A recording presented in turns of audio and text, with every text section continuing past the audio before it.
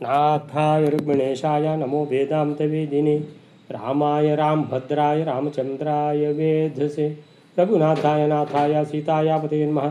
मनोजवं मारुततुल्यवेगं जितेन्द्रियं बुद्धिमतां वरिष्ठं वातात्मजं वानरयोत्तमुख्यं श्रीरामदूतं शरणं प्रपद्ये। ॐ नारायणं निखिलपूर्णगुणैकदेहं निर्दोषम् आप्यतमम् अपि अखिलैः सुवाक्यैः अस्योद्भवादिदम् अशेषविशेषतोऽपि वन्द्यं सदा प्रियतमं मम सन्नमामि। ॐ नारायणं नमस्कृत्य नरं चैव नरोत्तमं देवीं सरस्वतीं व्यासं ततो जयमुदीरयेत्। व्यासाय भवनाशाय श्रीशाय गुणराशे हृद्याय शुद्धविद्याय मध्वाय च नमो नमः। तपस्वाध्याय शुश्रूषा कृष्णपूजारतं मुनिं विश्वेशमिष्टदं वन्दे परिव्राट् चक्रवर्तिनम्। ओम ओम अथातो ब्रह्मजिज्ञासा। ओम श्रीगुरुभ्यो नमः। हरि ओम। ಧರ್ಮರಾಜ ವಿದುರ ಎಷ್ಟು ಬುದ್ಧಿ ಹೇಳಿದರೂ ಅದು ಯಾವುದನ್ನು ಕಿವಿಗೆ ಹಾಕಿಕೊಳ್ಳದೆ ಹೊರಟು ಬಿಟ್ಟ ಅಂತ ಹೇಳುವಾಗ ನಮಗೆ ಮಧ್ವಾಚಾರ್ಯರು ಹೇಳಿದರು ಏನಂತ ಹೇಳಿದರೆ, ಅವ ಹಿಂದೆಯೇ ಒಂದು ಪ್ರತಿಜ್ಞೆ ಮಾಡಿಬಿಟ್ಟಿದ್ದ. ಏನಂತ ಹೇಳಿದರೆ, ಯಾರಾದರೂ ನನ್ನನ್ನು ದ್ಯೂತಕ್ಕೆ ಕರೆದರೆ ನಾನು ಹೋಗುದೇ, ನಾನು ಆಗುವುದಿಲ್ಲ ಅಂತ ವಾಪಸ್ ಬರುವುದಾಗಲಿ ಅದೆಲ್ಲ ಏನೂ ಇಲ್ಲವೇ ಇಲ್ಲ. ಅಂದರೆ ಇಂಥ ಧರ್ಮಾತ್ಮನಾದ ಯುಧಿಷ್ಠಿರ ಅವನು ಮಹಾರಾಜ ಬಿಡಲಿ, ಇಂದ್ರಪ್ರಸ್ಥಕ್ಕೆ ಹೋಗೋ ಮೊದಲು ಅವನು ಯುವರಾಜನಾಗಿದ್ದ. ಅದಕ್ಕಿಂತಲೂ ಮೊದಲು ಅವನು ಖಾಲಿ ಒಂದು ಧರ್ಮಾತ್ಮ ಮಾತ್ರ ಆಗಿದ್ದ. ಸೊ ಧರ್ಮಾತ್ಮ ಮತ್ತು ಮಹಾರಾಜನೂ ಆದ, ಮಹಾರಾಜನು ಮತ್ತು ರಾಜಸೂಯ ಆಗಾದ ಮೇಲೆ ಅವನು ರಾಜಾದಿರಾಜನೂ ಆದ. ಬೇಡಪ್ಪ, ಧರ್ಮಾತ್ಮ ಅಷ್ಟೇ ಸಾಕು. ಧರ್ಮಾತ್ಮನಾದ ಧರ್ಮರಾಜ ಇಂತಹ ಒಂದು ಪ್ರತಿಜ್ಞೆ ಹೇಗೆ ಮಾಡಿದ ಅಂತ ಹೇಳ್ತಾರೆ, ಇವನಲ್ಲಿಯೂ ಕಲಿ ಆವೇಶ ಇದೆ. ಹಾಗಾದರೆ ಕಲಿ ಆವೇಶ ಯಾರಲ್ಲಿ ಎಲ್ಲ ಇದೆ ಅಂತ ಹೇಳಿದ್ರೆ ಎಲ್ಲರಲ್ಲಿಯೂ ಇದೆ ಅಂತ ಹೇಳಿದ್ರೆ, ಯಾರಲ್ಲಿ ಇದೆ ಅಂತ ಹೇಳುವ ಬದಲು ಯಾರಲ್ಲಿ ಇಲ್ಲ ಅಂತ ಕೇಳಿ ಅಂತ ಹೇಳಿದ್ರೆ, ಭೀಮಸೇನಾದಿ 4 ಜನ, ಕುಂತಿ, ದ್ರೌಪದಿ, ವಿದುರ, ಇಷ್ಟೇ 7 ಜನ. ಅರೆ ರಾಜ್ಯಸಭೆ ತುಂಬಿ ಹೋಗಿದೆ. ಅಷ್ಟು ದೊಡ್ಡ ರಾಜ್ಯಸಭೆಯಲ್ಲಿ ಈ 7 ಜನ ಬಿಟ್ಟು ಎಲ್ಲರೂ ಕಲಿಪ್ರವೇಶ ಆದವರೇ ಇರೋದು ಅನ್ನುವಂಥ ವಿಷಯ ನಮಗೆ ಆಚಾರ್ಯರು ತಿಳಿಸಿಕೊಡ್ತಾರೆ. ಸೊ ಅಲ್ಲಿಂದ ಧರ್ಮರಾಜ ಕಲಿಪ್ರವೇಶ ಆಗಿದೆ, ಶಕುನಿ ಕರೆದ, ಹೋಗಿ ಕೂತ. ಆಮೇಲಿಂದ ಎಲ್ಲ ಆವಾಗಲೂ ಹೇಳಿದರು, ಈಗ ಅಣ್ಣ ನಿನಗೆ ಏನಾದರೂ ಸಂಶಯ ಏನಾದರೂ ಇರೋದಿದ್ದರೆ ನೀನು ಹೊರಟು ಬಿಡು, ಇಲ್ಲಿ ಆಟ ಆಡಬೇಕಂತಲೇ ಇಲ್ಲ ಅಂತ ವಿದುರನೂ ಹೇಳಿದ. ಏನು ಇದು ಒಳ್ಳೆಯದು ಖಂಡಿತ ಅಲ್ಲ ಅಂಥೇಳಿ ಎಲ್ಲರ ಎದುರುಗಡೆನೇ ಹೇಳಿದ್ದಾನೆ. ಅಷ್ಟಾದರೂ ಧರ್ಮರಾಜ ಏನು ಹಿಂತಿರುಗಿ ಹೇಗಿದ್ದರೂ ಹೋಗೋದಿಲ್ಲ ಅಂತ ಪ್ರತಿಜ್ಞೆ ಹೇಗೋ ಮಾಡಿದ್ದಾನೆ. ಸೊ ಪ್ರತಿಜ್ಞೆ ಪ್ರಕಾರನೇ ಇದ್ದಾನೆ. ಸೊ ಆಯಿತು. ಸೊ ಶಕುನಿ ಶುರು ಮಾಡಿದ, ಪಣಕ್ಕೇನು ಇಡ್ತೀಯಾ ಅಂತ. ನನ್ನ ಪೂರ್ತಿ ಎಲ್ಲ ಸಂಪತ್ತನ್ನು ಇಡ್ತೇನೆ. ಇಟ್ಟ, ಸೋತ. ನಂತರ ಅಯ್ಯೋ ಏನೂ ಇಲ್ಲ ಅಂತಾಗಿದೆ, ಮತ್ತು ಇನ್ನೇನು, ನನ್ನ ತಮ್ಮಂದಿರಿದ್ದಾರಲ್ಲ ಅವ್ರನ್ನ ಇಡ್ತೇನೆ, ನಕುಲನನ್ನು ಇಡ್ತೇನೆ, ಸೋತ. ಸಹದೇವನನ್ನು ಇಡ್ತೇನೆ, ಸೋತ. ಅರ್ಜುನನ್ನು ಇಡ್ತೇನೆ, ಸೋತ. ಭೀಮಸೇನನ್ನು ಇಡ್ತೇನೆ, ಸೋತ. ಆಮೇಲೆ ದ್ರೌಪದಿಯನ್ನು ಇಡ್ತೇನೆ, ಸೋತ. ಆಮೇಲಿಂದ ನನ್ನನ್ನೇ ಇಟ್ಬಿಡ್ತೀನಿ ಅಂತ ಹೇಳಿದ, ಸೋತ. ಅಲ್ಲಿವರೆಗೆ ಆಗಿದೆ. ಎಲ್ಲರನ್ನೂ ಸೋತಿದ್ದಾನೆ ಧರ್ಮರಾಜ, ತನ್ನನ್ನೂ ಸೋತಿದ್ದಾನೆ. ಈಗ ಅವನ ಪರಿಸ್ಥಿತಿ ರಾಜಾದಿರಾಜನ ಆಗಿದ್ದ ಕುಬೇರನ ಹಾಗೆ ರತ್ನದ ರಾಶಿ ಬಿದ್ದಿದೆ ಇಂದ್ರಪ್ರಸ್ಥದಲ್ಲಿ. ಅದನ್ನು ನೋಡಿ ಹೊಟ್ಟೆ ನೋವಾದದ್ದು ಯಾರಿಗೆ? ದುರ್ಯೋಧನನಿಗೆ. ಆ ಹೊಟ್ಟೆ ನೋವಿನ ಪರಿಣಾಮ ಇದು ಅಂತೇಳಿದರೆ, ಕೆಟ್ಟವರಿಗೆ ಹೊಟ್ಟೆ ನೋವು ಆದರೆ ಅದು ಯಾವ ರೀತಿಯಲ್ಲಿ ಪರಿಣಾಮ ಹೊಂದುತ್ತದೆ ನೋಡಿ. ಇಂಥ ಕುಬೇರನಾಗಿದ್ದ ರಾಜಾದಿರಾಜ ಏನಾದ, ಈಗ ದಾಸನಾಗಿದ್ದಾನೆ, ಭಿಕ್ಷುಕನಾಗಿದ್ದಾನೆ ಧರ್ಮರಾಜ. ಅವನನ್ನು ಮಾತ್ರ ಭಿಕ್ಷುಕನನ್ನಾಗಿ ಮಾಡುವುದಲ್ಲ, ಅವನ ಇಡೀ ಪರಿವಾರವನ್ನೇ ಭಿಕ್ಷುಕರನ್ನಾಗಿ ಮಾಡಿದ್ದಾನೆ. ದ್ಯೂತ, ಈ ದ್ಯೂತ ಅಂತ ಹೇಳಿದರೆ ಹಾಗೆ ಅವರೊಬ್ಬರೇ ಅಲ್ಲ ಸಿಕ್ಕಾಕೊಳ್ಳೋದು. ಹೇಗಾದರೆ ಅದು ಕೆಟ್ಟ ಅಭ್ಯಾಸ ಅವರಿಗಿದೆ, ನಮಗಿಲ್ಲ ಅಂತ ಹೇಳಿದ್ರೆ, ಅಯ್ಯೋ ನಿಮಗಿಲ್ವಾ, ನೀವು ಅವರ ಪರಿವಾರ ತಾನೇ, ಆಯಿತು ನಿಮ್ಮದು ಕಥೆಯೂ ಅಷ್ಟೇ ಅಂತ. ಸೊ ಇಡೀ ಎಲ್ಲ ಕುಟುಂಬದವರನ್ನು ಸಮೇತ ಎಲ್ಲರೊಟ್ಟಿಗೆ ಮುಳುಗುತ್ತಾನೆ ಆ ಮನುಷ್ಯ ಅಂತ ಮಹಾ ಕೆಟ್ಟ ಚಾಳಿ ಅಂತ ಹೇಳುವಂಥದ್ದನ್ನು ಅದು ಹೇಳ್ತದೆ. ಸೊ ಹೀಗೆ ಈ ರೀತಿ ಧರ್ಮರಾಜ ಎಲ್ಲವನ್ನು ಕಳ್ಕೊಂಡಿದ್ದಾನೆ. ಮುಂದೇನಾಗ್ತದೆ ನೋಡುವ ವೈಲರೇ. सूतो गत्वा तदन्तं समकथयदिमां द्यूतमध्ये जितासि क्षिप्रं चायाहि राज्ञां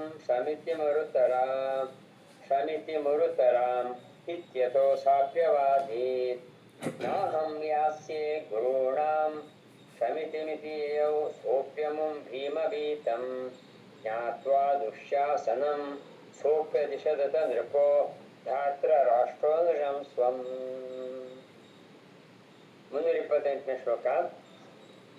ದುರ್ಯೋಧನನ ಸೂತನು ದ್ರೌಪದಿ ಸಮೀಪಕ್ಕೆ ಹೋಗಿ ಈ ದ್ರೌಪದಿಯನ್ನು ಕುರಿತು ಹೇಳುತ್ತಾನೆ, ದ್ಯೂತ ಕ್ರೀಡೆಯ ಮಧ್ಯದಲ್ಲಿ ಪಣವಾಗಿ ನೀನು ಪರಾಜಿತಳಾಗಿರುತ್ತಿ, ಆದ ಕಾರಣ ಅತ್ಯುತ್ಕೃಷ್ಟವಾದ ಆ ರಾಜಸಭೆಗೆ ನೀನು ಈ ಶೀಘ್ರದಲ್ಲೇ ಬರಬೇಕು. ಅದಕ್ಕೆ ದ್ರೌಪದಿ ಹೇಳುತ್ತಾಳೆ, ನಾನು ಶ್ವಶುರ ಭೀಷ್ಮ ಗುರುಗಳ ಸಭೆಯನ್ನು ಕುರಿತು ಈಗ ಬರಲಾರೇನು ಅಂತ. ಅದನ್ನು ಕೇಳಿ ಸೂತನು ಅಲ್ಲಿಂದ ಹೊರಟು ಹೋಗುತ್ತಾನೆ. ಆಮೇಲೆ ಧೃತರಾಷ್ಟ್ರನ ಮಗನಾದ ದುರ್ಯೋಧನನು ಈ ಸೂತನನ್ನು ಭೀಮಸೇನನಿಂದ ಭಯಗ್ರಸ್ತನನ್ನಾಗಿ ತಿಳಿದು ತನ್ನ ತಮ್ಮನಾದ ದುಶ್ಯಾಸನನನ್ನು ದ್ರೌಪದಿಯನ್ನು ಕರೆತರಲು ಅಪ್ಪಣೆ ಕೊಡುತ್ತಾನೆ. ಸೂತೋ ಗತ್ವಾ ತದಂತಂ ಸಮಕಥಯತ್ ಇಮಾಂ ದ್ಯೂತಮಧ್ಯೆ ಜಿತಾಸಿ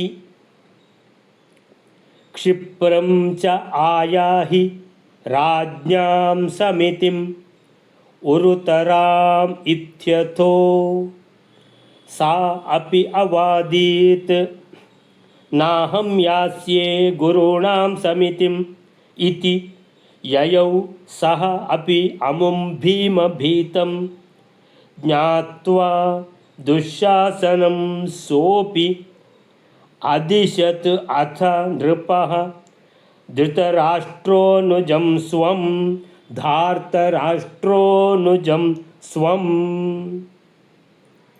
ಸುಮಾರು ಕಥೆ ಇದೆ, ಅದನ್ನು ಒಂದು ಶ್ಲೋಕದಲ್ಲಿ ಹಾಕಿದ್ದಾರೆ ಮಧ್ವಾಚಾರ್ಯರು.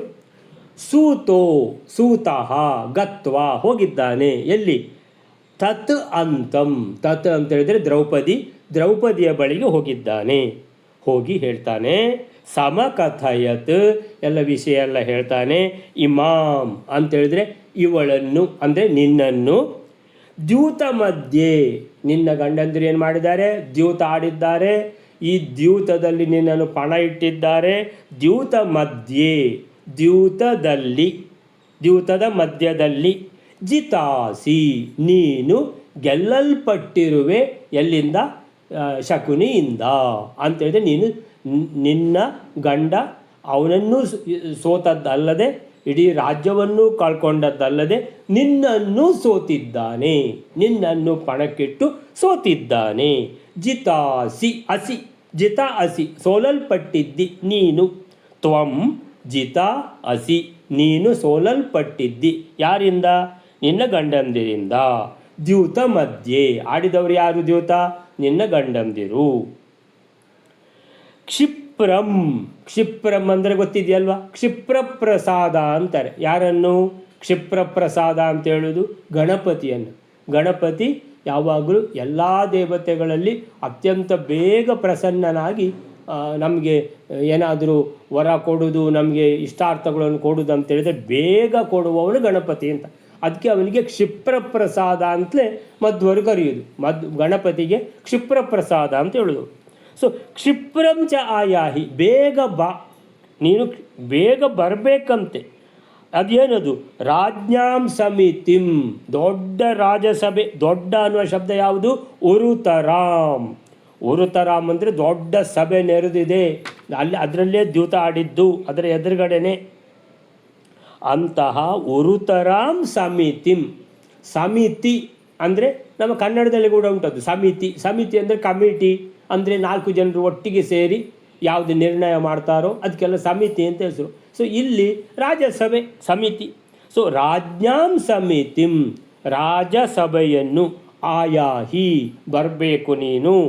ಕ್ಷಿಪ್ರಂ ಚ, ಬೇಗ ಅಂದರೆ ಹೊರಡು, ನೀನೇನು ಯಾಕೆ ಹೊರಡುವುದಿಲ್ಲ, ಬೇಗ ಹೊರಡು ಅಂತ ಹೇಳಿದಾಗ ಇತಿ ಇಷ್ಟು ವಿಷಯ ಹೇಳಿದವ ದ್ರೌಪದಿಗೆ. ದ್ರೌಪದಿ ಹೇಳ್ತಾಳೆ, ಮನೆಯಲ್ಲಿದ್ದಾಳೆ ಅವಳು, ಮನೆಗೆ ಹೋಗಿ ಹೇಳಿದ್ದಾನೆ ಇಷ್ಟೆಲ್ಲ, ಅರಮನೆಯ ಅಂತಃಪುರದಲ್ಲಿದ್ದಾಳೆ.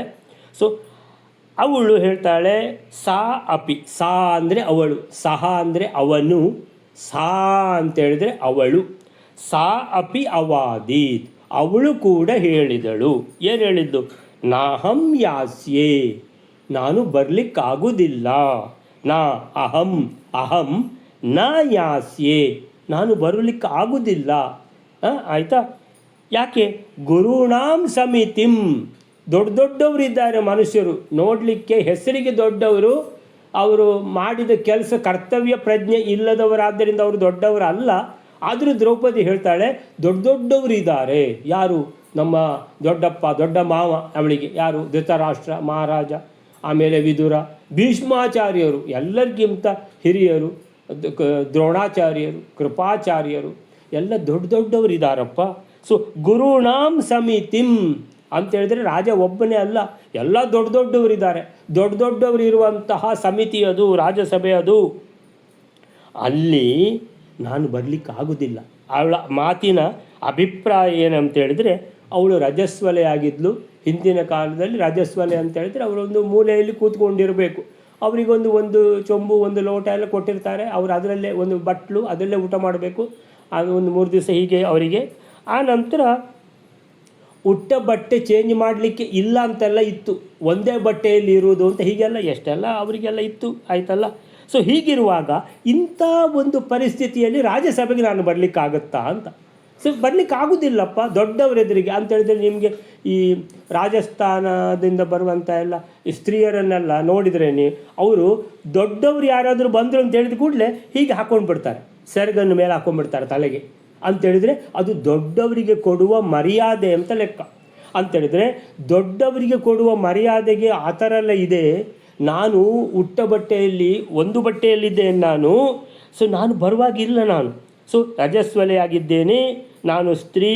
ಆಮೇಲೆ ಗುರುಗಳ ದೊಡ್ಡ ದೊಡ್ಡವರ ರಾಜಸಭೆಗೆ ಹೀಗೆ ಬರುವಂಥ ಕ್ರಮ ಇಲ್ಲ ನಾನು. ಸೊ ಆದ್ದರಿಂದ ನಾನು ಬರಲಿಕ್ಕೆ ಆಗೋದಿಲ್ಲ ಅಂತ. ಯಾಕಂದರೆ ಇವ ಬಂದದ್ದು ಯಾರು? ದೂತ, ಯಾರು? ಸಾರಥಿ. ಇವನಿಗೆ ಅಷ್ಟೆಲ್ಲ ಏನು ಬಿಡಿಸಿ ಹೇಳಬೇಕಾದ್ದಿಲ್ಲ. ನಾನು ಬರುವ ಸ್ಥಿತಿಯಲ್ಲಿ ಇಲ್ಲ ಅಂತ ಅವಳು ಹೇಳಿದ್ಳು. ನಾಹಂ ಯಾಸ್ಯೆ ಅಂತ ಹೇಳಿದರೆ ನಾನು ಬರೋದಿಲ್ಲ ಅಂತ ಅಲ್ಲ, ನಾನು ಬರುವ ಸ್ಥಿತಿಯಲ್ಲಿ ಇಲ್ಲ ಅಂತ ಅವ ಅರ್ಥ ಮಾಡ್ಕೊಳ್ಬೇಕು ಅಂತ. ಯಾಕಂದರೆ ದೊಡ್ಡವರ ಸಭೆ, ದೊಡ್ಡವರ ಎದುರಿಗೆ ಹೋಗುವಾಗ ಹೀಗೆ ಏನದು ಸೆರಗನ್ನು ತಲೆಗೆ ಹಾಕ್ಕೊಂಡು ಹೋಗಬೇಕು. ಸ್ವಾಮಿಗಳ ಎದುರುಗಡೆ ಹೋಗುವಾಗ ಕೂಡ ಎಲ್ಲ ಹುಡುಗಿಯರು ಆಮೇಲೆ ಹೆಂಗಸರು ಎಲ್ಲ ಒಂದು ಸಿಸ್ಟಮಲ್ಲಿ ಹೋಗಬೇಕು. ಬಾಕಿ ದಿಕ್ಕಿನಲ್ಲಿ ಸಿನಿಮಾ ಥಿಯೇಟ್ರಿಗೆ ಹೋದಾಗ ಯಾವ ಥರ ಹೋಗ್ತಾರೋ, ಮಾರ್ಕೆಟಿಗೆ ಹೋದಾಗ ಆ ಥರ ಸ್ವಾಮಿಗಳ ಹತ್ರ ಹೋಗುವಾಗ ಹೋಗೋದಲ್ಲ. ಆದರೆ ಹಾಗೆ ಹೋಗುವವರನ್ನು ನಾವು ನೋಡಿದ್ದೇವೆ. ಸೊ ಇದು ಮಾತ್ರ ತಪ್ಪು ಅಂತ ಹೇಳಿದರೆ, ಅವರು ಮಾಡುವಂಥ ತಪ್ಪು ಅವರಿಗೆ ಗೊತ್ತಾಗದೆ ಮತ್ತು ಏನೆಲ್ಲ ಅದು ಅಪಭ್ರಂಶ ಅಂತೆಲ್ಲ ಆದಮೇಲೆ ಮತ್ತೆ ದೊಡ್ಡ ಗಲಾಟೆ ಮಾಡ್ತಾರೆ. ಸೊ ಹೀಗೆ ನಾಹಂ ಯಾಸ್ಯೆ ಗುರುಣಾಂ ಸಮಿತಿಂ ಇತಿ ಯಯೌ ಅಂತ ಇಷ್ಟು ಹೇಳಿದ ಕೂಡಲೇ ಇವ ಸಾರಥಿ ಯೋಚನೆ ಮಾಡ್ತಾನೆ. ಏನಂತ ಹೇಳಿದರೆ, ನಾನೇನಾದರೂ ಇವಳಿಗೆ ನೀನು ಯಾಕೆ ಬರುವುದಿಲ್ಲ, ನೀನು ಬರಲೇಬೇಕು, ಅವನದು ಆಜ್ಞೆ ಆಗಿದೆ ಅಂತ ಹೇಳಿದರೆ, ಪಕ್ಕನೆ ಇವಳು ಭೀಮಸೇನನಿಗೆ ಹೇಳಿಬಿಟ್ರೆ ಭೀಮಸೇನನಿಗೆ ಸಿಟ್ಟು ಬಂದು ನನಗೊಂದು ಸಾಮಾನ್ಯದ್ರಲ್ಲಿ ಒಂದು ಗುದ್ದು ಕೊಟ್ಟರು ನಾನು ಸತ್ತೋಗ್ತೀನಿ ಅಂತ ಎಣಿಸ್ಕೊಳ್ತಾನೆ. ಅಯ್ಯೋ ಸಾಯುವ ವ್ಯಾಪಾರ ಬೇಡ, ಜೀವ ಇದ್ದರೆ ಬೆಲ್ಲ ಬೇಡ ತಿಂದೇನು ಅಂತ ಹೇಳಿಬಿಟ್ಟು ಏನು ಮಾಡಿದ ಅಂತೇಳಿದರೆ, ಸ್ತ್ರೀಯರ ವಿಷಯದಲ್ಲಿ ಯಾವಾಗಲೂ ಜಾಗ್ರತೆ ಇರಬೇಕು ಅಂತೇಳಿದರೆ, ಸ್ತ್ರೀಯರು ಅವರಾಗಿ ಬಂದರು, ಅವರು ನಮಗೆ ತೊಂದರೆ ಕೊಟ್ಟರು ಅಂದರೆ ಬರುವುದು ಯಾರ ಮೇಲೆ? ಗಂಡಸರ ಮೇಲೆ. ಸೊ ಗಂಡಸರು ಸ್ತ್ರೀಯರಿಗೆ ಉಪದ್ರ ಕೊಟ್ಟರು ಅಥವಾ ಹೆಂಗಸರೇ ಉಪದ್ರ ಕೊಟ್ಟರು ಅಂತ ಆದರೂ ಗಲಾಟೆ ಆಗಿದಲ್ವ. ಎಲ್ಲರೂ ಬಂದು ಜೋರು ಮಾಡೋದು ಯಾರಿಗೆ? ಗಂಡಸರಿಗೆ ಅಂತ ಹೇಳಿದರೆ ಅವರು ಅಬಲೆಯರು ಅಂತ ಲೆಕ್ಕ. ಸೊ ಆಯಿತಾ? ಹೀಗೆ ಯೋಚನೆ ಮಾಡಿದ ಸಾರಥಿ, ಇವಳು ಏನಾದರೂ ಭೀಮಸೇನನಿಗೆ ಹೇಳಿದರೆ ನನ್ನ ಕತೆ ಮುಗೀತದೆ, ನನಗೇನು ಕರ್ಕೊಂಡು ಬಾ ಅಂತ ಹೇಳಿದ್ದಾನೆ. ಇಲ್ಲಿ ಬಂದು ನಾನು ಹೇಳಿದ್ದೇನೆ ನೀನು ಹೊರಡಬೇಕಂತ ಅಲ್ವಾ, ವಿಷಯ ಎಲ್ಲ ಹೇಳಿದ್ದೇನೆ. ಅದಕ್ಕೆ ಅವಳು ಏನು ಹೇಳಿದ್ದಾಳೆ? ನಾನು ಬರುವ ಸ್ಥಿತಿಯಲ್ಲಿ ಇಲ್ಲ ಅಂತ.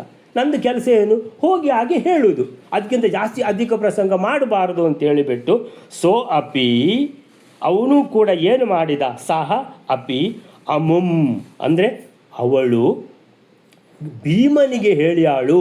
ಅಂದರೆ ಅವನಿಗೆ ಬೇರೆ ಯಾರ್ದು ಲೆಕ್ಕಕ್ಕಿಲ್ಲ, ಭೀಮಸೇನಂದು ಲೆಕ್ಕ. ಭೀಮಸೇನ ಒಂದು ಏನು ಮೆಲ್ಲಕ್ಕೆ ಒಂದು ಕೆನ್ನೆಗೆ ಬಾರಿಸಿದ್ರು ಕೆನ್ನೆ ಊದಿಕೊಳ್ತದೆ ನಂದು ಬೇಡ ಅಂಥೇಳಿ ಅಮ್ಮುಂ ಭೀಮಭೀತಂ ಅಂತೇಳಿದ್ರೆ ಅವಳಿಗೆ ಮತ್ತೇನು ಹೇಳಲಿಕ್ಕೆ ಹೋಗಲಿಲ್ಲ. ಯಾಕಂದರೆ ಭೀಮಭೀತಂ, ಭೀಮನ ಎಣಿಸಿದ ಒಂದು ಕ್ಷಣದಲ್ಲಿ ಭೀಮಸೇನನ್ನು ಎಣಿಸಿಬಿಟ್ಟ, ಹೊರಟು ಬಿಟ್ಟ. ಅಯ್ಯಪ್ಪ ಬೇಡವೇ ಬೇಡ, ಹೆಂಗೆ ಸಂಗತಿಯೇ ಬೇಡ ಅಂತ ಅಷ್ಟು ಹೊರಟು ಬಿಟ್ಟ. ಬಂದು ಹೇಳಿದ ಯಾರಿಗೆ? ಅವನ ಒಡೆಯನಿಗೆ. ಯಾರು? ದುರ್ಯೋಧನನ ಸಾರಥಿ ತಾನೆ ಅವನು. ದುರ್ಯೋಧನಿಗೆ ಹೇಳಿದ. ದುರ್ಯೋಧನ ವಿಷಯ ಅರಿತ, ಜ್ಞಾತ್ವ, ತಿಳಿದ. ಅವಳು ಬರಲಿಕ್ಕೆ ಆಗುವುದಿಲ್ಲ ಅಂತ, ಬರುವ ಸ್ಥಿತಿಯಲ್ಲಿ ಇಲ್ಲ ಅಂತ ಹೇಳಿದ್ದಾಳೋ, ಅವಳನ್ನು ಹೇಗೆ ಬರೆಸಬೇಕಂತ ನನಗೆ ಗೊತ್ತಿದೆ ಅಂತ ದುಶ್ಯಾಸನಂ ಸಹ ಅಪಿ ಅದಿಶತ್, ಆದೇಶ ಕೊಟ್ಟ. ದುಶ್ಯಾಸನ ಎದ್ದು ನಿಂತ. ದುಶ್ಯಾಸನ ಏನಣ್ಣ, ಹೋಗಿ ಅವಳನ್ನು ಎಳ್ಕೊಂಡು ಬಾ ಅಂದರೆ ಕರೆದುಕೊಂಡು ಬಾ ಅಂತ ಹೇಳಿದ್ದು ಸಾರಥಿಗೆ. ದುಶ್ಯಾಸನಿಗಾಗುವಾಗ ಅವನು ಕರ್ಕೊಂಡು ಬಾ ಅಂತೆಲ್ಲ, ಯಾಕಂದರೆ ಅವನಿಗೆ ಸ್ವಲ್ಪ ಏನಾಗಿದೆ, ಸಿಟ್ಟು ಬಂದಿದೆ. ಅವಳಿಗೆ ದಾಸಿ, ತಾನು ರಾಜ, ಅವಳು ದಾಸಿ ಅಂತ ಹೇಳಿದ್ರೆ ಹೇಗಿರಬೇಕು? ದಾಸಿ ಥರನೇ ಇರಬೇಕು ಅಂತೇಳಿದ್ರೆ ಈಗಿನ ಕಾಲದಲ್ಲಿ ಆ ಥರ ದಾಸ ಸಿಸ್ಟಮ್ ಇಲ್ಲ. ಅದು ಬಾಂಡೆಡ್ ಲೇಬರ್ ಅಂತ, ಅವರಿಗೆ ಸಂಬಳ ಕೊಡದೇ ಕೆಲಸ ಮಾಡಿಸೋದು. ಅಂದರೆ ಅವರು ದಾಸರು ಅಂತ. ಅಂದರೆ ಜೀವನದುದ್ದಕ್ಕೂ ದಾಸರವರು, ಅವರಿಗೆ ಸಂಬಳ ಕೊಟ್ಟು ಕೆಲಸ ಮಾಡುವಂಥದ್ದಲ್ಲ, ಕೆಲಸದವರಲ್ಲ, ದಾಸ. ದಾಸಿ, ಅವಳು ದಾಸಿ ತಾನು ಹೇಳಿದಾಗೆ ಕೇಳಿಕೊಂಡು ಬಿದ್ದಿರಬೇಕು. ಅವಳಿಗೆ ಬರಲಿಕ್ಕೆ ಆಗೋದಿಲ್ಲ ಅಥವಾ ಬರುವ ಸ್ಥಿತಿಯಲ್ಲಿಲ್ಲ, ಈ ಥರ ಎಲ್ಲ ಹೇಳಲಿಕ್ಕೆ ಅವಳಿಗೆ ಯಾರು ಅಂತ ಏನು ಮಾಡ್ತಾನೆ? ದುಶ್ಯಾಸನನಿಗೆ ಸಹ ಅಪಿ ಅದಿಶತ್, ಆದೇಶ ಕೊಟ್ಟ. ಅಪಿ ಅದಿಶತ್, ಅಪ್ಯದಿಶತ್ ಎಣ್ಸಂದಿ. ಏನು, ಅವನು ಕೂಡ ಆದೇಶ ಕೊಟ್ಟ. ಅದಿಶತ್ ಏನಂತ? ಅಥ ನೃಪಃ, ತಾನು ರಾಜ ಅಂದರೆ ಅಹಂಕಾರಿ. ಅಹಂಕಾರ ಅಲ್ಲ ಅವನಿಗೆ, ದುರಹಂಕಾರ. ಯಾರಿಗೆ? ದುರ್ಯೋಧನನಿಗೆ. ನೃಪ, ನಾನು ಯಾರು? ರಾಜ. ಅವಳು ಯಾರು? ದಾಸಿ. ಧಾರ್ತರಾಷ್ಟ್ರ ಅಂದರೆ ದುರ್ಯೋಧನನಿಗೆ ಹೇಳಿದ್ದು. ಯಾಕೆ ಅಂತ ಹೇಳಿದರೆ ಧಾರ್ತರಾಷ್ಟ್ರ ಅಂತ ಹೇಳಿದರು. ಯಾಕೆ ಅಂತ ಹೇಳಿದರೆ ಈ ಸಲ ಕರೆಕ್ಟಾಗಿ ಹೇಳಿದರು ಮಧ್ವಾಚಾರ್ಯರು. ಯಾವಾಗಲೂ ಸುಯೋಧನ ಅಂತ ಹೇಳ್ತಿದ್ರು. ಇವಾಗ ಹೇಳಿದರು ಇವನು ಧಾರ್ತರಾಷ್ಟ್ರ ಅಂದರೆ ಧೃತರಾಷ್ಟ್ರನ ಮಗ. ಯಾಕೆ? ಅವನಿಗೂ ಕಣ್ಣು ಕಾಣುವುದಿಲ್ಲ, ಇವನಿಗೂ ಕಣ್ಣು ಕಾಣುವುದಿಲ್ಲ. ಅಯ್ಯೋ, ಇವನಿಗೆ ಕಣ್ಣು ಉಂಟಲ್ಲ, ಹೌದು, ಇವನು ಕಣ್ಣಿದ್ದು ಕುರುಡ, ಇವನಿಗೆ ಬುದ್ಧಿ ಕುರುಡಾಗಿದೆ ಅಂತೇಳಿದರೆ ಅವಳು ಬರುವ ಸ್ಥಿತಿಯಲ್ಲಿ ಇಲ್ಲ ಅಂತ ಹೇಳಿದರೆ ಏನಾದರೂ ಕನಿಕರ, ಏನಾದರೂ ಇವನು ಇದರಲ್ಲಿ ಬಂದಿದ್ದ? ಇಲ್ಲ, ದರ್ಪ ತೋರಿಸ್ತಾ ಇದ್ದಾನೆ. ಏನಂತ? ಅವಳು ತನ್ನ ದಾಸಿಯನ್ನು ಎಳ್ಕೊಂಡು ಬಾ ಅಂತ. ಧಾರ್ತರಾಷ್ಟ್ರ ಅನುಜ, ಅನುಸರಿಸಿ ಹುಟ್ಟಿದ ಯಾರು? ದುಶ್ಯಾಸನ. ಅನುಸರಿಸಿ ಹುಟ್ಟಿದ ದುಶ್ಯಾಸನ ಅಂತ ಯಾಕೆ ಹೇಳ್ತಾರೆ ಅಂತ ಹೇಳಿದ್ರೆ, ತಮ್ಮ ಅಲ್ವಾ, ಆದೇಶ ಎಳ್ಕೊಂಡು ಬಾರೋ ಅವಳನ್ನು ಅಂತ. ಅಂದರೆ ತಮ್ಮನಿಗೂ ಆ ಥರ ಹೇಳಿದ ಅಂತ. ಅನುಜಂ ಯಾಕೆ? ತಮ್ಮ ಅಲ್ವಾ ಅಂತ. ತಮ್ಮನಿಗೆ ಸ್ವಂ ಅನುಜಂ, ತನ್ನ ತಮ್ಮನಿಗೆ ಆದೇಶ ಕೊಟ್ಟ, ಹೋಗಿ ಅವಳನ್ನು ಎಳ್ಕೊಂಡು ಬಾ ಅಂತ. 328ನೇ ಶ್ಲೋಕಕ್ಕೆ ಏನು ಹೇಳ್ತಾರೆ ಅಂತ ಹೇಳಿದ್ರೆ,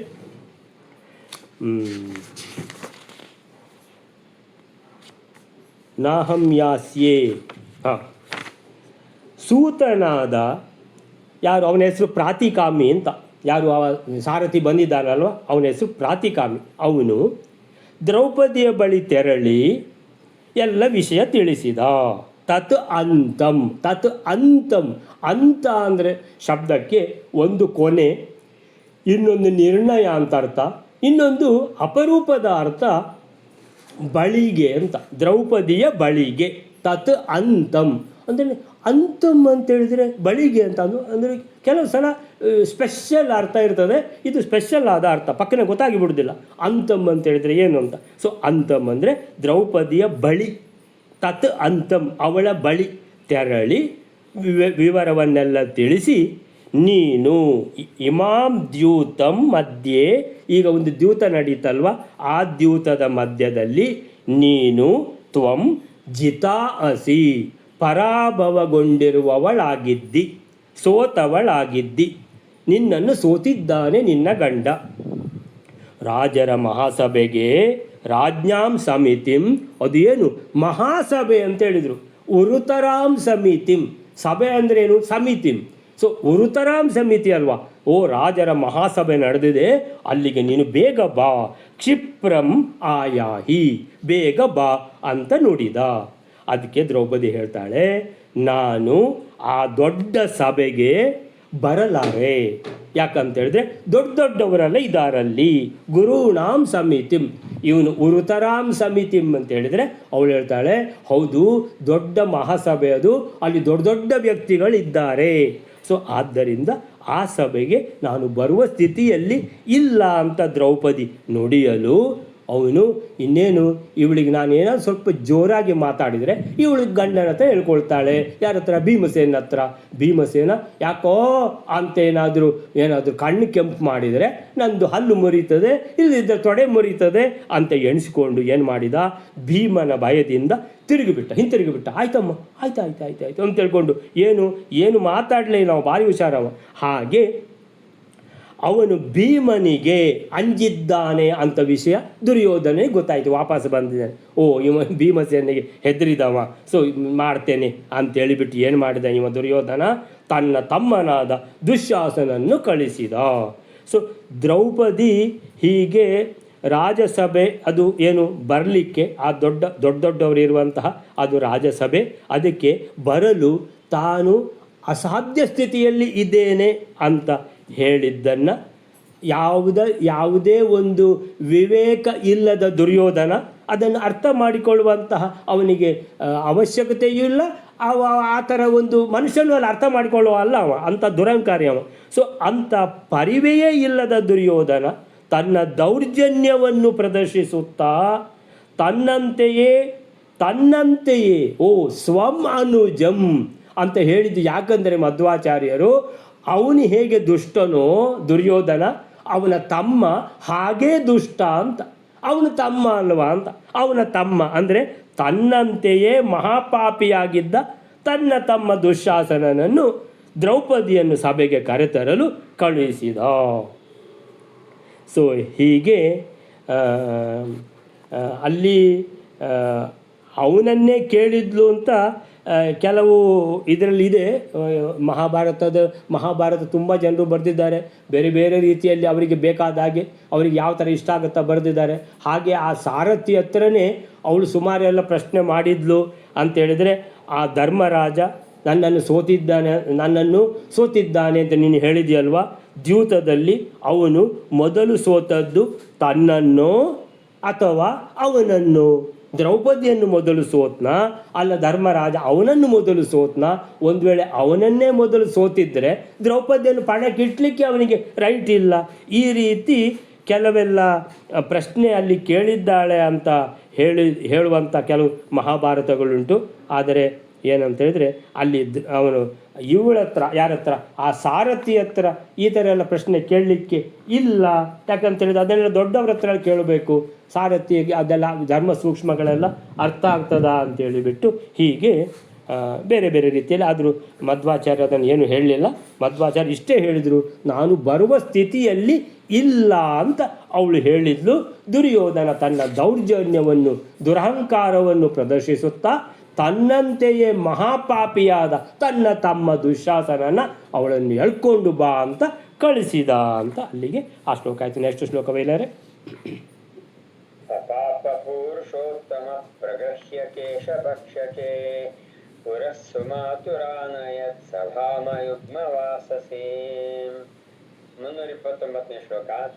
ಪಾಪಿಷ್ಠರಾದ ಪುರುಷರಲ್ಲಿ ಅಗ್ರಗಣ್ಯನಾದ ಆ ದುಶ್ಯಾಸನನು ಕೇಶಪಾಶದಲ್ಲಿ ದ್ರೌಪದಿ ದೇವಿಯನ್ನು ಹಿಡಿದು ತನ್ನ ತಾಯಿಯಾದ ಗಾಂಧಾರಿಯ ಮುಂದೆಯೇ 2 ವಸ್ತ್ರವಿಲ್ಲದಿರುವ, ಅಂದರೆ ಉತ್ತರೀಯ ವಸ್ತ್ರದಿಂದ ರಹಿತಳಾದ ಆ ದ್ರೌಪದಿ ದೇವಿಯನ್ನು ಸಭೆಯ ಕಡೆಗೆ ಒಯ್ಯುತ್ತಾನೆ. ಅಂದರೆ ಜುಟ್ಟನ್ನು ಹಿಡಿದುಕೊಂಡು ಸೆಳೆದುಕೊಂಡು ಬರುತ್ತಾನೆ. ಸ ಪಾಪ ಪುರುಷೋತ್ತಮ ಪ್ರಗೃಹ್ಯ ಕೇಶಪಕ್ಷಕೆ ಪುರಃ ಸ್ವಮಾತು ಆನಯತ್ ಸಭಾಂ ಅಯುಗ್ಮ ವಾಸಸೀಂ.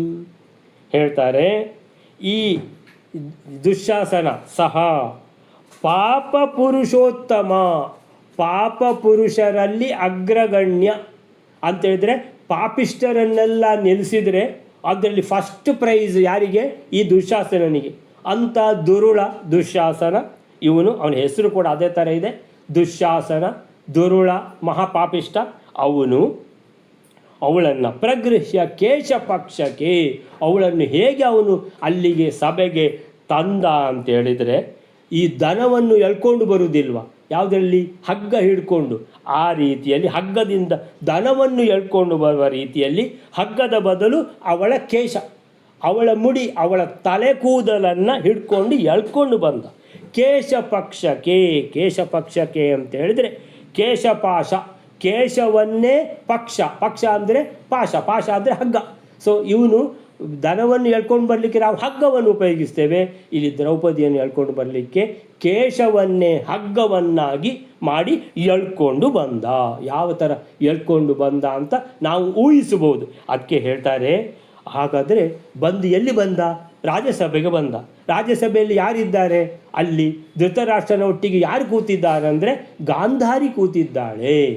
ಅಂದರೆ ದುಶ್ಯಾಸನ ಈ ರೀತಿ ದ್ರೌಪದಿಯನ್ನು ಎಳ್ಕೊಂಡು ಬರುವಾಗ ಯಾರ ಎದುರುಗಡೆ ಎಳ್ಕೊಂಡು ಬಂದ ಅಂತೇಳಿದರೆ ತನ್ನ ತಾಯಿಯ ಎದುರೇ. ಯಾಕಂತೇಳಿ ಎಳ್ಕೊಂಡು ಬರುವಾಗ ಅವಳು ನಾನಾ ನಮ್ಮನೆಯಲ್ಲಿ ಬೊಬ್ಬೆ ಹೊಡಿತಾ ಇರ್ಬೋದು. ಅಂದರೆ ದುಶ್ಯಾಸನ ಬಿಡೋ ನನ್ನ ಅಂತ, ಅಯ್ಯೋ ಈ ಥರ ಮಾಡಬೇಡ, ಈ ಥರ ಇಲ್ಲಿ ನಾನು ಬರೋ ಸ್ಥಿತಿಯಲ್ಲಿಲ್ಲ, ಏನೆಲ್ಲ ಅವಳು ಹೇಳಿರ್ಬೋದು. ಅಂತೇಳಿದ್ರೆ ಅಲ್ಲಿ ಬರೋ ತನಕ ಹೇಳ್ತಾನೆ ಇದ್ದಾಳೆ ಅಂತೇಳಿದರೆ ಅವಳ ಈ ಏನದು ಆಕ್ರಂದನ ಅವನಿಗೆ ಕೇಳಲಿಲ್ವ? ಧೃತರಾಷ್ಟ್ರನಿಗೆ ಕೇಳಲಿಲ್ವ? ಗಾಂಧಾರಿಗೆ ಕೇಳಲಿಲ್ವ? ಭೀಷ್ಮಾಚಾರ್ಯರಿಗೆ ಕೇಳಲಿಲ್ವ ಅಂತ.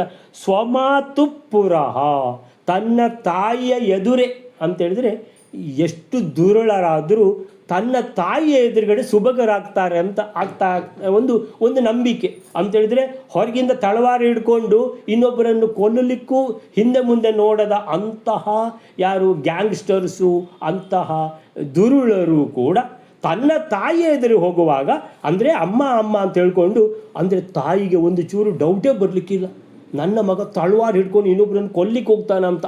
ಅಂದರೆ ಭಾರಿ ಒಳ್ಳೆಯ ಅಂತ ತಿಳ್ಕೊಂಡಿರ್ತಾಳೆ. ಅಂದರೆ ತಾಯಿಯ ಎದುರುಗಡೆ ಒಳ್ಳೆ ವರ್ತನೆ ತೋರಿಸ್ತಾರೆ ಅಂಥ ಕೆಟ್ಟವರು ಕೂಡ. ಆದರೆ ಇವನು ತಾಯಿಯ ಎದುರುಗಡೆನೇ ಇಂಥ ನೀಚ ಕೃತ್ಯ ಮಾಡಲಿಕ್ಕೆ ಏನೂ ಹಿಂದೆ ಮುಂದೆ ನೋಡದೆ ಹೇಳ್ಕೊಂಡು ಬಂದ. ಪುರಸ್ವಮಾತು, ತನ್ನ ತಾಯಿಯ ಎದುರು, ಸ್ವಮಾತು ತನ್ನ ತಾಯಿ, ಪುರಃ ಎದುರುಗಡೆ, ತನ್ನ ತಾಯಿಯ ಎದುರುಗಡೆನೇ ಈ ಥರ ಮಾಡಿದವನು. ಹಾಗಾದರೆ ಇವನು ಎಷ್ಟು ದುರುಳ ಇರಲಿಕ್ಕಿಲ್ಲ. ಸೊ ಆನಯತ್ ಅವಳನ್ನು ಎಳ್ಕೊಂಡು ಬಂದ. ಆನಯತ್ ಅಂದರೆ ಕರೆದು ತರುವುದು, ದನವನ್ನು ತಂದ ಹಾಗೆ ತಂದಿದ್ದಾನೆ.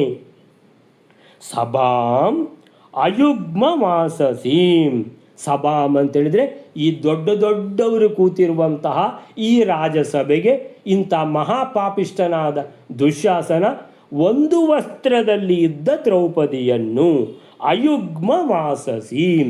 ಅಯುಗ್ಮ ಅಂತೇಳಿದರೆ ಯಾವಾಗಲೂ ಹೆಂಗಸರು ಎರಡು ವಸ್ತ್ರದಲ್ಲಿ, ಒಂದು ಉತ್ತರೀಯ ಒಂದು ಸೀರೆ ಅಂತ. ಸೊ ಸೀರೆ ಉತ್ತರೀಯ. ಸೊ ಅಂದರೆ ಈಗೆಲ್ಲ ಅದು ಆ ಉತ್ತರೀಯ ಅದು ಇದಾಗಿದೆ, ಏನಾಗಿದೆ, ಕುಪ್ಪಸ ಹೀಗೆಲ್ಲ ಆಗಿದೆ, ಆಯಿತಾ. ಸೊ ಆಗಿನ ಕಾಲದಲ್ಲಿ ಒಂದು ಸೀರೆ ಒಂದು ಉತ್ತರೀಯ ಅಂತ, ಮೇಲೆ ಎಲ್ಲ ಕವರ್ ಮಾಡ್ಕೊಳ್ಳಿಕ್ಕೆ ಉತ್ತರೀಯ, ಕೆಳಗಿನ ಕವರ್ ಮಾಡ್ಕೊಳ್ಳಿಕ್ಕೆ ಸೀರೆ ಅಂತ, ಈ ಥರ ಎರಡು ವಸ್ತ್ರ ಅಂತ ಸ್ತ್ರೀಯರಿಗೆ ಶೋಭೆ. ಆದರೆ ಅವಳು ರಜಸ್ವಲೆಯಾದ ಕಾರಣ ಒಂದು ವಸ್ತ್ರದಲ್ಲಿ ಇದ್ಲು ಅಂತೇಳಿದೆ. ಅದನ್ನೇ ಆ ಸೀರೆಯನ್ನು ಸರಿಗಾಗಿ ಹಾಕ್ಕೊಂಡಿದ್ದಾಳೆ ಅಂತ ಇಟ್ಕೊಳ್ಳಿ. ಅಯುಗ್ಮ ವಾಸಸೀಂ, ಅಯುಗ್ಮ ಅಂದರೆ ಎರಡಿಲ್ಲ ಅಂತ, ಯುಗ್ಮ ಅಂದರೆ ಎರಡು, ಅಯುಗ್ಮ ಅಂದರೆ ಒಂದು ಅಂತ ಲೆಕ್ಕ. ಸೊ ಅಯುಗ್ಮ ವಾಸ ಅಂದರೆ ಸೀರೆ ಅಥವಾ ವಸ್ತ್ರ, ವಾಸ. ಸೊ ವಾಸಸೀಂ ಅಂತೇಳಿದರೆ ವಸ್ತ್ರದಲ್ಲಿ ಇರುವವಳು. ಎಂಥ ವಸ್ತ್ರ? ಅಯುಗ್ಮ, ಯುಗ್ಮ ಅಲ್ಲದ್ದು, ಎರಡಲ್ಲದ್ದು ಅಂತೇಳಿದರೆ ಒಂದು ವಸ್ತ್ರದಲ್ಲಿ ಇರುವಂತಹ ರಜಸ್ವಲೆಯಾದ ದ್ರೌಪದಿಯನ್ನು ಈ ರೀತಿ ತನ್ನ ತಾಯಿಯ ಎದುರುಗಡೆಯೇ ಮಹಾಪಾಪಿಷ್ಟನಾದ ದುಶ್ಯಾಸನ ತನ್ನ ಅಣ್ಣನಾದ ಇನ್ನೊಬ್ಬ ಮಹಾಪಾಪಿಷ್ಟನ ಆದೇಶದಂತೆ ಎಳ್ಕೊಂಡು ಬಂದ. ದೊಡ್ಡವರು ಕೂತಿರುವಂಥ ರಾಜಸಭೆಗೆ ಅಲ್ಲಿ ಗಾಂಧಾರಿ ಕೂಡ ಕೂತಿದ್ದಾಳೆ, ಕುಂತಿ ಕೂಡ ಕೂತಿದ್ದಾಳೆ. ಕುಂತಿ ಆದರೂ ಲೆಕ್ಕಕ್ಕಿಲ್ಲ ಇವರಿಗೆ, ಆದರೆ ಗಾಂಧಾರಿ ಇದ್ದಾಳೆ ಅನ್ನುವಂಥದ್ದು ಕೂಡ ಪ್ರಜ್ಞೆ ಇಲ್ಲದ, ವಿವೇಕ ಇಲ್ಲದ ಆ ಪ್ರಾಣಿಗಳು ಅಂತ ಅಲ್ಲಿ. ಸೊ ಅದಕ್ಕೆ ಹೇಳ್ತಾರೆ ಇಲ್ಲಿ ಏನಂತ ಹೇಳಿದ್ರೆ, ಪಾಪ ಪುರುಷರಲ್ಲಿ ಪ್ರಧಾನ ಯಾರು? ದುಶ್ಯಾಸನ. ಅವನು ದ್ರೌಪದಿಯನ್ನು ಕೇಶಪಾಶದಲ್ಲಿ ಹಿಡಿದು, ಕೇಶಪಕ್ಷಕ್ಕೆ ಪ್ರಗೃಹ್ಯ ಅಂತ ಹೇಳಿದರೆ ಕೇಶಪಾಶ, ಕೇಶವನ್ನೇ ತಲೆ ಕೂದಲನ್ನೇ ಅವನು ಹಗ್ಗವನ್ನಾಗಿ ಮಾಡಿ ಅವಳನ್ನು ಎಳ್ಕೊಂಡು ಬರುವುದಕ್ಕೆ, ಹಿಡಿದು ಎಳ್ಕೊಂಡು ಬರುವುದು ಪ್ರಗೃಹ್ಯ. ಸೊ ಪುರಃ ಸ್ವಮಾತುಹು, ತನ್ನ ತಾಯಿಯ ಎದುರುಗಡೆನೆ ಅವಳನ್ನು ಏಕವಸ್ತ್ರೆಯಾದ ಆ ದ್ರೌಪದಿ ದೇವಿಯನ್ನು ಅಯುಗ್ಮ ವಾಸಸಿ. ಯಾರಿದು ದ್ರೌಪದಿ ದೇವಿ ಅಂದರೆ ಭಾರತೀ ದೇವಿಯನ್ನು ಹೇಳ್ಕೊಂಬಂದಿಯ ನಿಮ್ಮ ಅಂತ ಹೇಳಿದ್ರೆ ಅಯುಗ್ಮ ವಾಸಸೀಂ, ಏಕವಸ್ತ್ರೆಯಾದ ದ್ರೌಪದಿ ದೇವಿಯನ್ನು ತನ್ನ ತಾಯಿಯ ಮುಂದೆ ಸಭೆಗೆ ಎಳೆದು ತಂದ. ಸೊ ಅಲ್ಲಿ ಅಂಥ ಕೆಟ್ಟ ಒಂದು ವರ್ತನೆ ಅಂತ ಹೇಳಿದ್ರೆ ಮಹಾಭಾರತದಲ್ಲಿ ಇಲ್ಲದ್ದು ಯಾವುದು ಇಲ್ಲಿ ನಡೆಯೋದಿಲ್ಲ ಅಂತ. ಅಂದರೆ ಇಲ್ಲಿ ನಾವೆಲ್ಲ ನಡೆಯೋದು ನೋಡ್ತೀವಲ್ಲ, ಸೊ ಅದು ಮಹಾಭಾರತದಲ್ಲಿ ಕೂಡ ನಡೆದಿದೆ ಅಂತ ಹೇಳ್ತಾ ಇದ್ದಾರೆ. ನೆಕ್ಸ್ಟ್ ಶ್ಲೋಕ ವೈಲರೆ ಒಂದು ಮಾಡಿಬಿಡುವನ.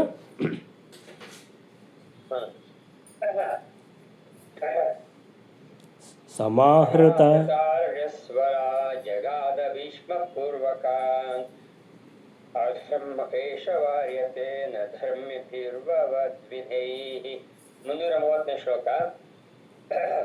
ಪತಿವ್ರತ ಶಿರೋಮಣಿಯಾದ ದ್ರೌಪದಿ ದೇವಿಯು ಆ ಸಭೆಯನ್ನು ಕುರಿತು ತರಲ್ಪಟ್ಟವಳಾಗಿ ಅವಳು ಕೇಳ್ತಾಳೆ, ನಿಮ್ಮಂತಹ ಧರ್ಮಿಷ್ಠ ಪ್ರಾಜ್ಞರಿಂದ ಈ ಅಧರ್ಮವು ಏಕೆ ತಡೆಯಲ್ಪಡುವುದಿಲ್ಲ ಅಂತ ಭೀಷ್ಮಾಚಾರ್ಯರೇ ಮೊದಲಾದವರನ್ನು ಕುರಿತು ಆಕ್ಷೇಪಿಸುತ್ತಾಳೆ. ಸಮಾಹೃತಾರಜಸ್ವಲ ಜಗಾದ ಭೀಷ್ಮಪೂರ್ವಕಾನ್ ಅಧರ್ಮ ಏಷ ವಾರ್ಯತೆ ನ ಧರ್ಮಿಭಿಃ ಭವದ್ವಿಧೈಃ. ಬಂದು ಕೂಡಲೇ ಕೇಳ್ತಾಳೆ, ಎಲ್ಲಿ ಎಳೆದು ತಂದು ಅವಳನ್ನು ಹೊತ್ತಾಕಿದಾಗ ಕೇಳ್ತಾಳೆ ಅವಳು, ಓ ಇಷ್ಟೆಲ್ಲ ದೊಡ್ಡವರೆಲ್ಲ ಕೂತಿದ್ದೀರಿ ಇಲ್ಲಿ, ಭೀಷ್ಮ ಪೂರ್ವಕಾನ್, ಭೀಷ್ಮಾಚಾರ್ಯರೇ ಮೊದಲಾದವರು ಎಲ್ಲ ಕೂತಿದ್ದಾರೆ, ದೊಡ್ಡವರೆಲ್ಲ. ಏನು ಯಾರು ಭೀಷ್ಮಾಚಾರ್ಯರು, ಕೃಪಾಚಾರ್ಯರೇ, ದ್ರೋಣಾಚಾರ್ಯರೇ,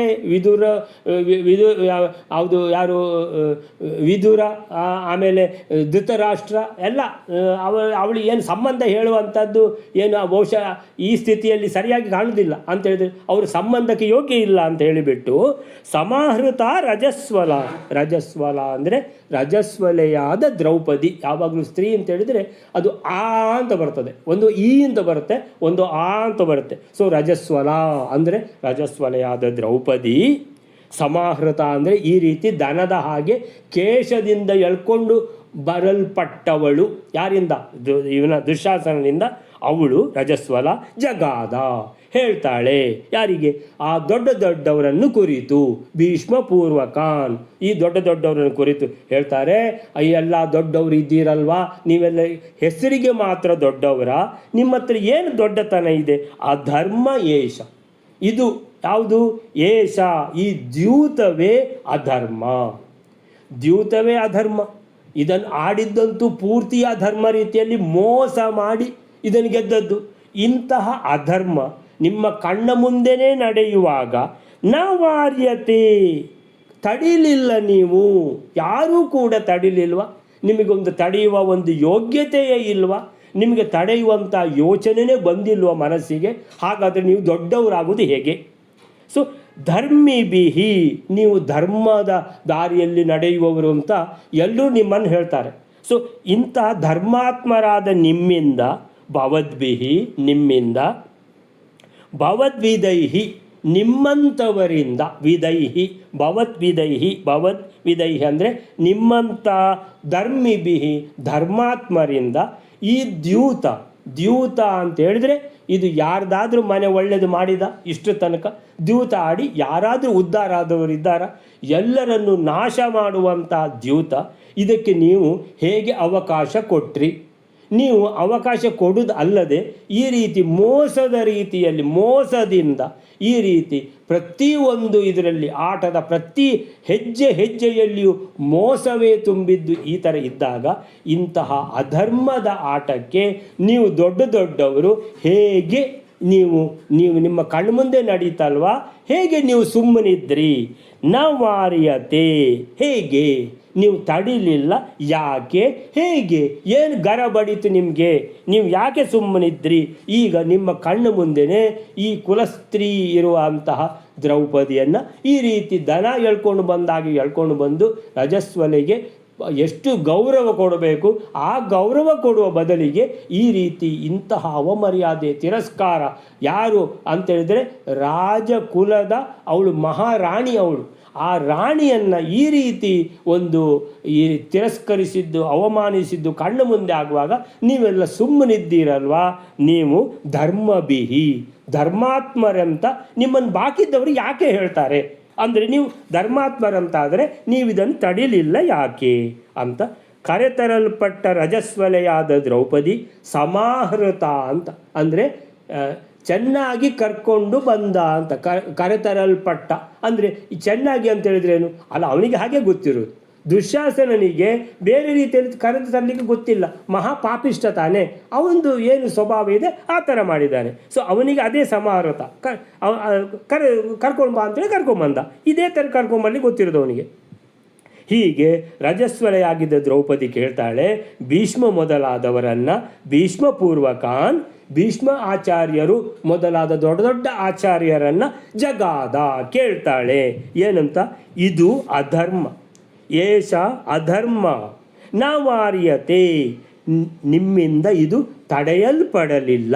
ನೀವು ಸುಮ್ಮನಿದ್ರಿ, ಮಾತಾಡಲಿಲ್ಲ, ನಿಮಗೆ ಬಾಯಿಗೆ ಬೀಗ ಹಾಕಿದವರು ಯಾರು? ಸೊ ನಿಮ್ಮಂತಹ ಧರ್ಮಿಷ್ಠರು, ನಿಮ್ಮಂತಹ ಭವದ್ವಿದೈಹಿ, ಭವದ್ಭಿಹಿ ಅಂದರೆ ನಿಮ್ಮಿಂದ, ಭವದ್ವಿದೈಹಿ ಅಂದರೆ ನಿಮ್ಮಂತಹ ಧರ್ಮಾತ್ಮರಿಂದ. ಹಾಗೆ ನಿಮ್ಮಂತಹ ಧರ್ಮಾತ್ಮರಿಂದ, ಧರ್ಮಿಷ್ಠರಿಂದ ಈ ದ್ಯೂತವು ಯಾಕೆ ತಡೆಯಲ್ಪಡಲಿಲ್ಲ? ನೀವು ಯಾಕೆ ಸುಮ್ಮನಿದ್ರಿ? ದ್ರೌಪದಿ ಇಲ್ಲಿ ಹಿರಿಯರಾದ ಭೀಷ್ಮಾದಿಗಳನ್ನು ಅತ್ಯಂತ ಗಂಭೀರವಾಗಿ ಪ್ರಶ್ನಿಸುತ್ತಿದ್ದಾಳೆ.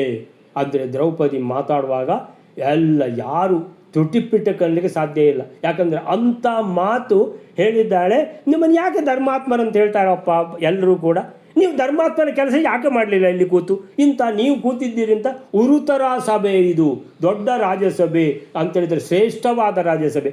ಈ ಶ್ರೇಷ್ಠವಾದ ರಾಜ್ಯಸಭೆಯಲ್ಲಿ ಹೀಗೆ ಯಾವುದು ಮಹಾರಾಣಿಯ ಜಾಗದಲ್ಲಿ ಇದ್ದಂತಹ ಒಬ್ಬಳು ರಜಸ್ವಲೆಯಾದ ಸ್ತ್ರೀಯನ್ನು ಹೀಗೆ ಎಳ್ಕೊಂಡು ಬರುವಂಥದ್ದು ನಿಮ್ಮ ಎದುರುಗಡೆ ನೀವು ಸುಮ್ಮನಿರುವುದು ಇದು ಧರ್ಮವಾ? ಇದು ಧರ್ಮ ಅಲ್ಲ ಅಂತ ಗಂಭೀರವಾಗಿ ಪ್ರಶ್ನಿಸ್ತಾಳೆ. ಹೀಗೆ ಇವಳ ಪ್ರಶ್ನೆ ಅನ್ನುವಂಥದ್ದು ಕ್ಷಾತ್ರ ತೇಜಸ್ಸಿನ ವೀರವನಿತೆಯ ಮಾತುಗಳೇ ಹೊರತು ಒಬ್ಬ ಆರ್ತ ಸ್ತ್ರೀಯ ಸಾಮಾನ್ಯ ಪ್ರಲಾಪಗಳು ಅಲ್ಲ ಎಂಬುದನ್ನು ಗಮನಿಸಬೇಕು ಅಂತೇಳಿದರೆ, ಇವಳು ವೀರವನಿತೆ ಅಂತ ಹೇಳ್ತಾಳೆ. ಅಂತ ವೀರವನಿತೆ ಅಂದರೆ ಒನಕೆ ಓಬವ್ವ ಅಂತ ನೀವೆಲ್ಲ ಕೇಳಲಿಲ್ವಾ? ಸೊ ಕಿತ್ತೂರು ರಾಣಿ ಚೆನ್ನಮ್ಮ ಅಂತ. ಸೊ ಅವರೆಲ್ಲ ಹೇಗೆ ಯುದ್ಧದಲ್ಲಿ ಹೋರಾಡಿದರು ಅಂತ ನಮಗೆ ಎಲ್ಲ ಸ್ವಲ್ಪ ಗೊತ್ತಿದೆಯಲ್ಲ, ಹಿಸ್ಟ್ರಿ ಓದಿ. ಸೊ ಆ ಥರ ಕ್ಷಾತ್ರ ತೇಜಸ್ಸಿನ ವೀರವನಿತೆಯಾದ ದ್ರೌಪದಿಯ ಮಾತುಗಳು ಗಂಭೀರವಾದ ಮಾತುಗಳು. ಅಂದರೆ ದುಃಖದಲ್ಲಿರುವಂಥ ಶೋಕ ಮಾಡ್ತಾರಲ್ಲ, ಅಯ್ಯೋ ಅಯ್ಯೋ ಅಂತ, ಆ ಥರ ಅಲ್ಲ ಅಂತ ಹೇಳ್ತಾ ಇದ್ದಾರೆ ಮಧ್ವಾಚಾರ್ಯರು. ಸೊ ವೀರವನಿತೆಯ ಮಾತುಗಳನ್ನು, ಇನ್ನು ಮಾತು ಮುಂದುವರೆದಿದೆ. ಸೊ ಅಂತಹ ಮಾತುಗಳನ್ನು ಹೇಳ್ತಾಳೆ. ಶ್ರೀಕೃಷ್ಣ ಅರ್ಪಣ ಮಸ್ತು. ಸೊ ಅಲ್ಲಿಗೆ ಇವತ್ತಿನ ನಿಲ್ಲಿಸ್ಕೊಳ್ಳೋಣ.